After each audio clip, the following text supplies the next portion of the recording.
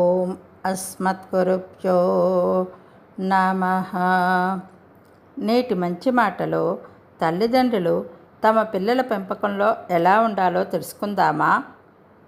ఈ కథ రూపంలో తెలుసుకుందాం. ఎదురెదురు ఇళ్లల్లో ఇద్దరు వ్యక్తులు ఉండేవాళ్ళు. ఒకరు రిటైర్ అయిన పెద్ద మనిషి, మరొకరు ఒక యువకుడు.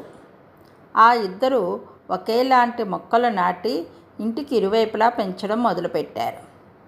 ఆ యువకుడు చెట్లకి చాలా నీళ్లు పెడుతూ ఎరువులు బాగా ఇవ్వసాగాడు. కానీ ఆ పెద్ద మనిషి మాత్రం పొదుపుగా ఎరువు, కొన్ని నీళ్లు ఇచ్చేవాడు. కొంతకాలానికి ఆ యువకుడు నాటిన మొక్క పచ్చగా ఆకులతో నిండుగా తయారైంది. ఆ పెద్ద మనిషి నాటిన మొక్క అంత ఎక్కువగా కాకపోయినా బలంగా నిండుగా అయింది. ఒక రాత్రి ఈదురుగాలులతో కూడిన వర్షం కురిసింది.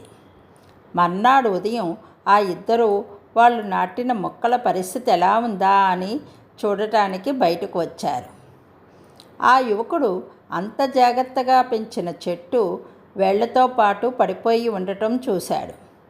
కానీ ఆ పెద్ద మనిషి అంతంత మాత్రంగా చూసిన చెట్టు మాత్రం అలాగే ఉండటం చూసి ఆశ్చర్యపోయాడు. దాంతో ఆ యువకుడు అలా ఎందుకు జరిగింది అని ఆ పెద్ద ఆయనను ప్రశ్నించాడు. ఆయన చెప్పిన సమాధానం మనందరికీ ఒక గుణపాఠం కావాలి. చూడు బాబు, నువ్వు ఒక చెట్టుకి ఏమేమి కావాలో అన్నీ అవసరానికి మించి అందించావు. అందువల్ల దాని వేళ్ళు నీళ్ళ కోసమో పోషక విలువల కోసమో భూమి లోతుల వరకు వెళ్ళవలసిన అవసరం రాలేదు.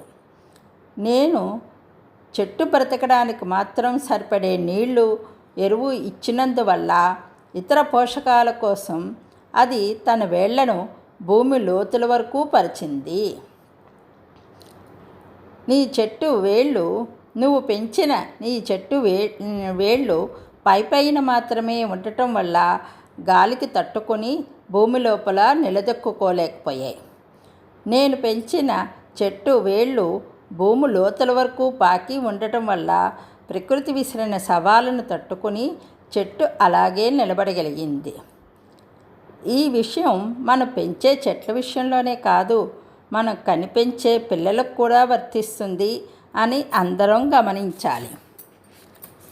కష్టపడి జీవితంలో పైకి వచ్చిన మనిషి ఏ కష్టం వచ్చినా ఎదుర్కొనే శక్తిని కలిగి ఉంటాడు.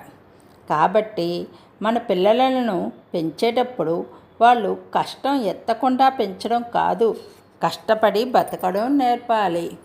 జై గోవిందా.